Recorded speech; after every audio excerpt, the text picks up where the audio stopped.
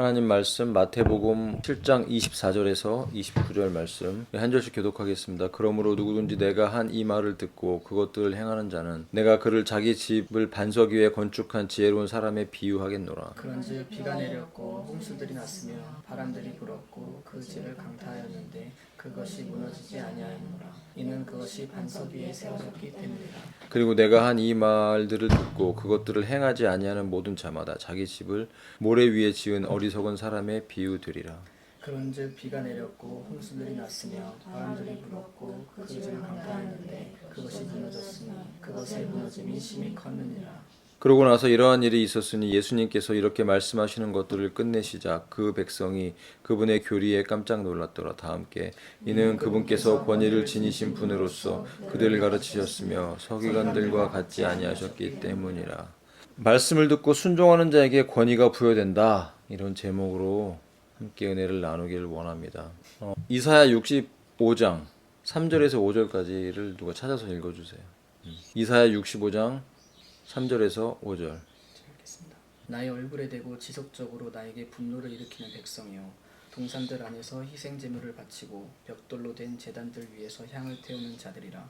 그들은 무덤들 사이에 남아 있고 비석들 가운데 묵는 자들이요 돼지고기와 그들의 그릇들 안에 담긴 가증한 것들의 곡물을 먹는 자들이요 그들은 이같이 말하기를 너 혼자 서 있고 나에게 가까이 오지 말라. 이는 내가 너보다 거룩하기 때문이라 하는 자들이라. 이들은 나의 코 속의 연기요 종일 타오르는 불이라.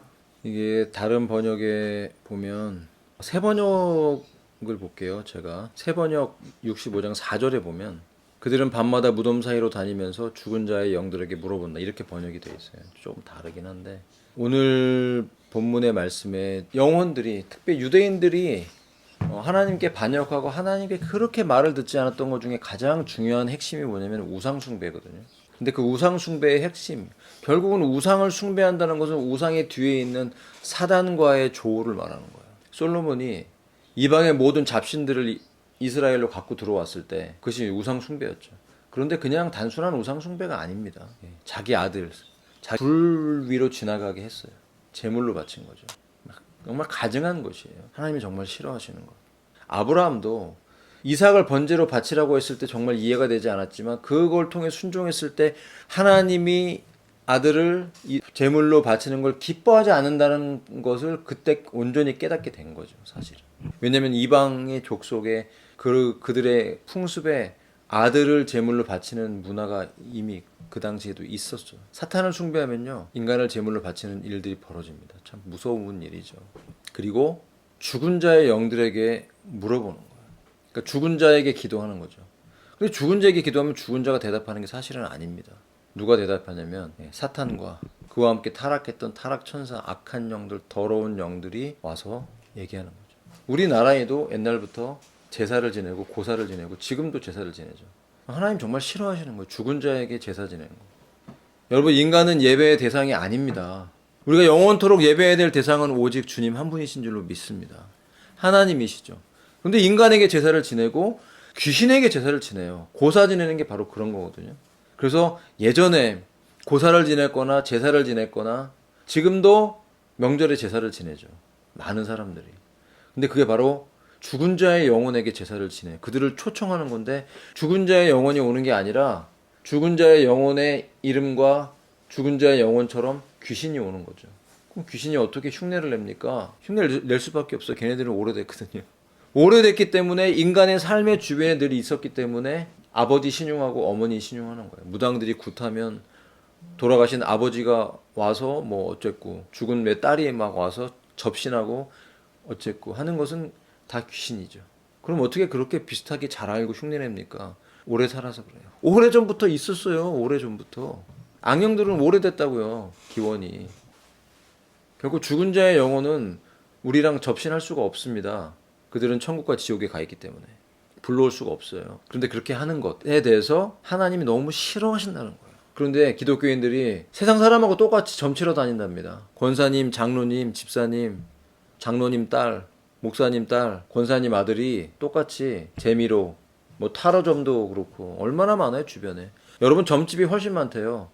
교회는 7만 몇 개인데 점치는 사람은 80만 명이 넘는답니다. 무당들은. 이게 지금 대한민국의 현실입니다. 원래 그 기원을 쫓아가면 우리나라의 기원도 하늘의 하나님께 드렸던 그 제사 드리는 그 제도가 온 세계에 있었고 대한민국에도 있었던 거예요. 옛날부터 고대로부터. 근데 변질된 거죠. 노아의 자손들로부터 제단을 쌓고 하늘의 하나님께 제사 드렸던 그런 것들이 인류의 타락으로부터 흩어지면서 전 세계 열방 가운데 우상을 숭배하고 사탄을 숭배하는 그런 문화와 종교로 자리 잡은 거죠. 지금까지도 그 흔적이 내려오고 있죠. 우리나라 같은 경우 특히 토착화되면서 이 샤머니즘과 교회가 섞였어요. 제가 명백히 말합니다. 왜 우리는 그런 일반적인 지금 기독교 절기라고 하는 것들을 지키지 않냐면 그것이 변질되고 섞였기 때문에 그런 거예요. 저는 명백히 알게 됐어요. 왜 송구영신 예배를 안 드립니까? 송구영신이라는 말 자체를 예배에다 붙이면 안 됩니다. 이거는 100% 샤머니즘인 거예요. 거기 말씀을 뽑아요. 그리고 마음에 안 들면 집어넣고 다른 걸 또 뽑아요. 왜냐면 말씀이 부정적인 것도 있고 긍정적인 것도 있잖아요. 예를 들면 말씀이 환난과 연단을 통해 그러면 쑥 집어넣는 거야. 나 이런 거 받고 싶지 않아. 내가 필요한 것만 받는 거야 말씀을. 내가 너를 복주고 또 복주리라. 네 시작은 미약하였으나 네 나중은 창대하리라. 이런 말씀의 문맥을 보지 않고 한 절을 뽑아서 그걸 가지고 1년 내내 점치듯이 그 붙잡고 기도하는 거, 저는 그걸 하나님이 슬프게 하는 일이라고 생각합니다. 그래서 말씀 뽑기를 우리는 안 하는. 왜 말씀을 뽑아야 됩니까? 기도하면 말씀해 주시고 성경을 읽으면 읽을 때 그날 하나님의 필요한 양식을 주시는데 우리는 왜 말씀을 뽑아야 돼요? 그 기도의 과정이 싫어서 그런 겁니까? 아니면 무엇인가 섞여서 교회가 변질된 겁니까?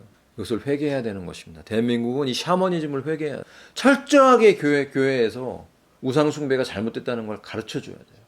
하나님 한 분만을 섬기고 하나님을 사랑한다는 것은 이렇게 접신의 문화, 샤머니즘의 문화, 무당으로부터 흘러내려왔던 점치고 무언가를 내 미래를 갖다가 점쳐서 동쪽에서 어떤 선인을 만나고 서쪽에서 어떤 사람을 만나고 내년에는 어떤 일이 있을 거야, 이런 식의 점치는 것들, 그리고 그런 식의 미래를 어떤 예언하는 예언기도 받는 거에 대해서 정말 조심해야 됩니다. 예언기도 있습니다. 저도 예언기도 가끔 합니다. 어떤 감동을 주시냐면 주님이 개인적인 어떤 위로를 해주시거나 또는 책망을 해주시거나 그 책망도 위로와 사랑이 곁들여진 하나님의 말씀이 임할 때 그렇게 입을 열어서 대언하게 하실 때가 있어요. 근데 그런 은사들을 사용할 때는 정말 성령 충만해야 되고 겸손해야 되고 깨끗해야 돼요. 그래야 이 은사가 사용될 때 왜곡되지 않고 나가요. 근데 내가 정결하지 않으면 하나님이 아무리 은사를 주셔도 그것이 사용될 때 오용될 수가 있더라고요. 그렇기 때문에 기도할 때 특별히 누구에게인가 기도를 해줄 때 기도할 때도 조심해야 되는 거고 함부로 안수하면 안 되는 이유가 그런 데 있는 거죠. 왜냐하면 영적인 거기 때문에. 영적인 게 나를 통해 누군가에게 흘러간다라는 건 부정적인 악한 영의 역사가 흘러갈 수도 있는 거예요. 그래서 여러분 조심해야 되는 거죠. 이런 기독교의 문화, 샤머니즘과 섞인 이런 것들 토착화되면서 우리나라뿐만이 아닙니다. 미국에도요. 여러분 퀘이커 교도라고 들어보셨어요? 퀘이커 교도는요. 굉장히 진동에 아주 예민한 사람들이에요. 잘못됐어요. 그들의 예배가. 우리나라의 최초의 퀘이커 교도라고 주장하는 분이 계셨어요. 그게 누구냐면요. 함석헌 옹이라고. 함석헌. 유명한 좌파적 기독교인이죠. 그런데 그 퀘이커 교도에 대한 자료들을 찾아보면요. 그들은 예배 드릴 때 그런 신비한 일이 일어나지 않으면 예배를 끝내지 않았어요. 진동. 그런 집회 때 제가 옛날에는 참 정말 부끄러운 일이지만 베니 흰이라는 사람을 되게 흠모했거든요. 왜냐면 그 동영상 보면은 능력이 대단해요. 이런 마음이 있었던 거예요. 제 안에. 야, 나도 저런 능력이 있으면 정말 좋겠다. 저런 능력이 진짜 성령의 능력이라면 많은 사람들이 그 능력 안에서 쓰러지기도 하고 자빠지기도 하고 막 그러면서 은혜를 받으면 참 굉장히 비주얼이 좋네. 내가 좀 뭐 있어 보이네. 라는 생각이 없었겠어요? 있었어요. 이걸 이제 하나님이 다 제거하시느라고 시간이 오래 걸렸지만 이런 야망이 있는 거죠. 내가 좀 그럴싸한 사람으로 보일 수도 있다. 여러분 눈으로 보이는 건 그렇게 위험한 거예요, 사실은. 정말 중요한 거는 우리의 내면에 숨겨진 동기와 하나님의 임재가 정말 내 안에 있는지, 진짜 믿음이 있는지, 거듭났는지, 인격이 변하고 있는지 이런 것이겠죠. 하나님은 접신을 싫어하십니다. 2006년에 트럼프의 사위인 제럴드 쿠슈너가 그가 섬기고 있는 랍비 데이빗 핀토와의 만남이 있었어요. 모로코 카사블랑카에서. 그 랍비 데이빗 핀토의 고조 할아버지 랍비 하인 핀토의 무덤에서 기도하기를 쿠슈노는 오래전부터 갈망해 왔다는, 드디어 2009년 그것을 위해서 기도해 왔다는 거예요. 쿠슈노가 누구한테? 그들이 섬기는 가짜 유대인들이 섬기는 신은 바로 사탄입니다. 사탄한테 기도한 거죠. 그 기도가 이루어졌다고 드디어. 왜냐면 그 자리에 가서 기도를 했으니까. 고조 할아버지의 무덤에 2016년 멕시코 시티에서 진행한 시몬 바르 요차이와 만났다고 얘기하면서 라핀토 그의 아버지의 무덤에서 밤새 기도하고 어떤 초자연적인 걸 경험했냐면 밤새 그 무덤에서 기도한 다음에 차가 하나 왔는데 그 차를 타고 다시 이제 마을로 나갔어요. 그런데 내리자마자 그 차가 사라졌다는 거예요. 근데 그 운전자가 누구냐? 바로 시몬 바로 요차이였다고 얘기를 해요. 그럼 누구냐면 2000년 전에 살다 죽었던 현인이라고 알려지고 있어요. 그 영, 2000년 전에 죽었던 그 영과 이 데이비 핀토의 고조 할아버지가 교통했다는 거죠. 그거를 얘기하는 것들이 이제 녹음이 된 거죠. 그럼 이게 완전히 거짓말이냐? 아니면 어떤 실제로 영적 존재를 만났냐? 라고 할 때 실제로 영적 존재를 만났다고 생각이 들어요. 2000년 전에 현인이 아니라 그의 이름으로 왔던 귀신, 접신인 거죠. 자, 유대인들이 바벨론으로 끌려갔습니다. 그리고 70년 만에 이제 고레스를 통해서 다시 돌아가라 얘기했어요. 근데 많은 사람들이 돌아가지 않았죠. 그리고 그 주저앉으면서 그들은 바벨론 문화와 유대교가 섞여서 하는 잘못된 악한 가르침들이 나왔고 그들이 사용했던 것들이 있어요. 그 바벨론 문화에 그대로 동화돼서 인칸테이션 보울이라는 접시를 사용했는데 그 안에 문양들이 많이 그려져 있고 그것을 사용하면서 제사를 드려서 접신하는 것을 했다는 거예요. 마법과 주술을 사용했다는 거 유대인들이 계속해서. 그리고 지금까지도 남아있어요. 그것이 바로 카발라 유대교인 것입니다. 그들만 그럽니까? 지금도요. 곳곳에 숨어 있어요. 그런 것들이. 곳곳에. 여러분 우리가 다윗 왕과 사울 왕을 많이 비교하지 않습니까? 사울 왕이 왜 하나님께 버림받았을까요? 처음엔 그러지 않았어요. 처음에는 사울을 왕으로 세우려고 할 때 사울은 굉장히 키도 크고 인물도 좋은 사람이었어요. 그러니까 처음에는 하나님을 따랐지만 그가 점점 사람의 눈치를 보면서 결국은 사람의 눈치를 봤다는 건 뭐냐면 자기 자신을 하나님 말씀보다 자기의 자아를 자기의 생각을 하나님 말씀보다 더 두려워한 사람이었던 거예요. 여러분 사람을 두려워한다는 것은 결국은 그 사람들에게 받을 어떤 평가라든지 그 사람을 통해서 받아야 될 어떤 것들에 대해서 내가 불편해하는 결국은 나의 문제인 것이죠. 여러분 우리는 사람을 두려워하는 사람입니까? 아니면 하나님을 두려워하는 사람입니까? 우리는 하나님의 말씀을 두려워합니까? 우리가 사울 왕의 그런 일들을 잘 알죠. 사울은 블레셋과의 싸움에서 그의 말년에 두려우니까 엔돌에 사는 여인을 찾아갔어요. 그리고 그 엔돌에 사는 그 여인은 그곳에 살면서 접신하는 여자였던 거예요. 박수무당이었던 거죠. 박수무당. 사도행전에도 박수 엘루마가 나오죠. 결국은 그 존재들은 다 접신하는 사람들인 거예요. 귀신과 내통하는 사람들이고 영을 불러달라고 얘기를 합니다. 이 여인이 두려워 떨죠. 왜냐하면 그런 사람을 다 죽이라고 했었거든요. 이 여인은 숨어 있었던 거예요. 사무엘의 영을 불러 일으킵니다. 사무엘의 영이 올라와서 망할 거다. 이스라엘은 전쟁에서 질 거고 너와 너의 아들 다 죽을 거다. 이렇게 얘기를 해요. 사울이 아무것도 먹지 못했어요. 왜냐하면 사람이 너무 근심이 되면 걱정이 되면 음식도 안 넘어가잖아요. 그래서 오죽하면은 사무엘이 죽었으니까 어디 물어볼 데도 없고 하나님은 그에게 대답해 주시지 않고 여러분 하나님이 우리가 하나님께 묻고 하나님의 응답을 받는 크리스찬들 되시기를 축복합니다. 하나님 지금도 우리에게 말씀하시는 분이십니다. 여러분 말씀을 들을 수 있는 사람이 돼야 돼요. 하나님이 나에게 지금 말씀하신다고 내가 이 시즌에 지금 내가 그렇게 들려오지 않는다는 것은 내 영혼에 지금 병이 든 거예요. 사울에겐 더 이상 말씀하시지 않았어요. 왜냐하면 주님이 떠났으니까. 되게 무서운 거죠. 하나님의 영이 나와 함께하고 있다면 그 영은 계속해서 하나님의 말씀을 우리에게 들려주게 합니다. 그래서 성령이 교회에게 하시는 말씀을 들으라고 얘기하죠. 성령이 교회에게 말씀을 하세요. 왜냐하면 하나님의 말씀은 성령의 감동으로 지어진 말씀이고 누구의 말씀이냐면 하나님의 말씀인데 바로 그 말씀은 예수 그리스도예요. 다 통하잖아요. 말씀이 예수님이라니까요. 요한복음에 말씀이 예수님이라고 나와 있잖아요. 그 말씀은 곧 하나님이시라. 태초의 말씀에 계셨는데 그럼 이 태초의 말씀 요한복음 1장에 말씀하신 태초의 말씀은 영원 전에 있던 말씀이라는 거예요. 영원 전에 창세기에 있는 in the beginning이 아니라 영원 전에 시간의 개념 그 전에 창조되지 않고 아버지로부터 시간의 개념과 상관없이 나오셨던 그 아들 예수 그리스도 그분은 바로 말씀이셨다고 성경은 우리에게 기록해주고 있어요. 그러니까 오늘도 성령이 교회에게 하시는 말씀은 바로 예수 그리스도인 것입니다.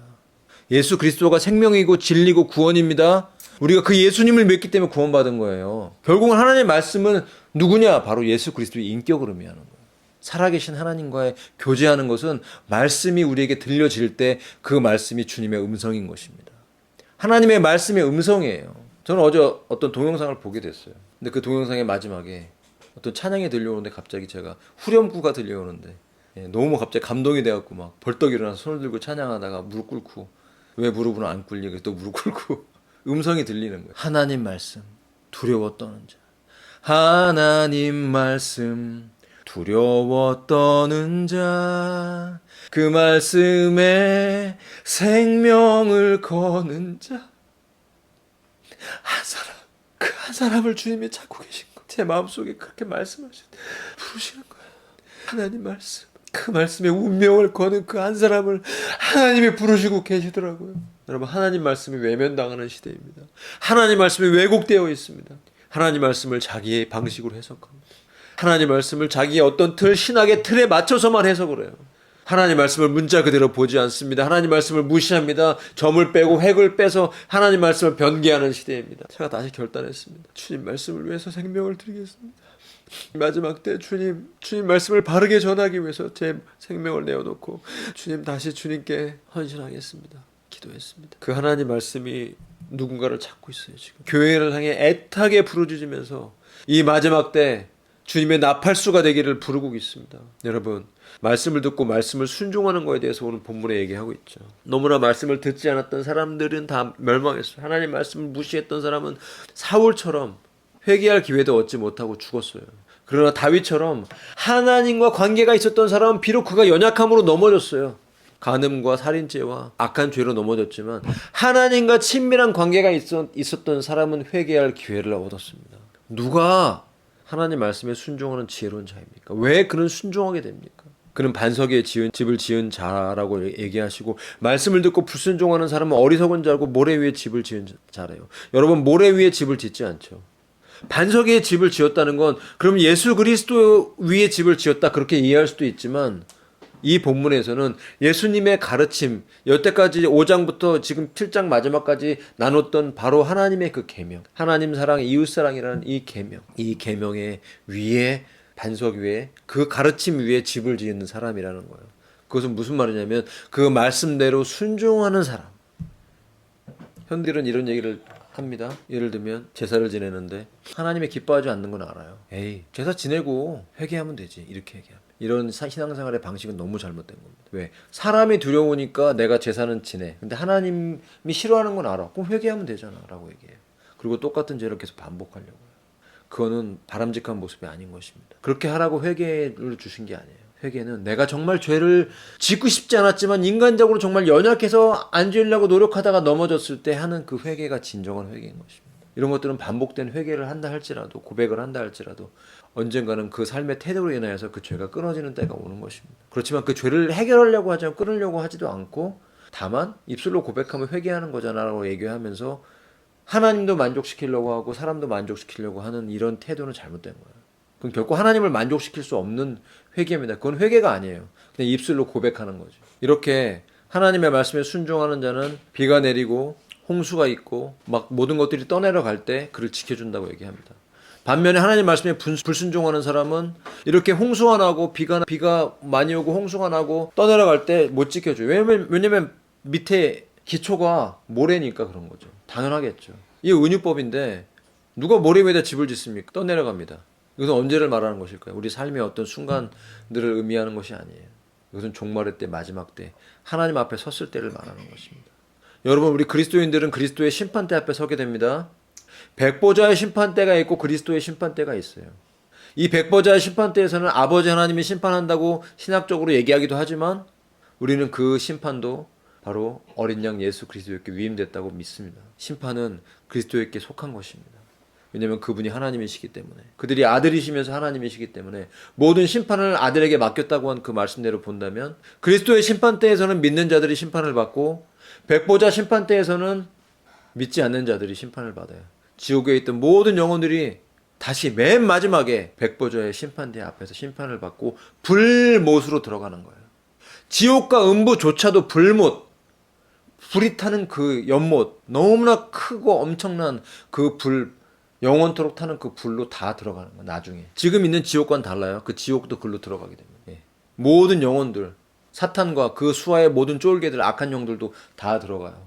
봉인되고 영혼의 세계 속에 벌을 받는, 정말 두렵고 떨리는. 왜 예수를 믿어야 구원받습니까? 왜 예수님을 믿어야 된다고 얘기합니까? 예수님이 생명이기 때문에 그런 거예요. 그곳에 들어가지 않게 막아주는 유일한 길은 예수 그리스도 이름밖에 없어요. 그리고 그분을 믿고 그분이 가르친 대로 순종하라는 거예요. 오늘 믿음이라는 것은 내가 마음으로 믿는 거로 끝난 게 아니에요. 입으로 시인하라는 거예요. 입으로 시인하는 것은 일종의 행위인 것입니다. 겉으로 드러나는 거예요. 입으로 그분을 시인한다는 것은 나의 발걸음, 나의 행위도 포함하고 있다는 것을 의미하는 것이죠. 누군가가 하나님의 말씀을 듣고 깨달았다고 칩시다. 아, 이게 진리구나. 예수님의 길이구나.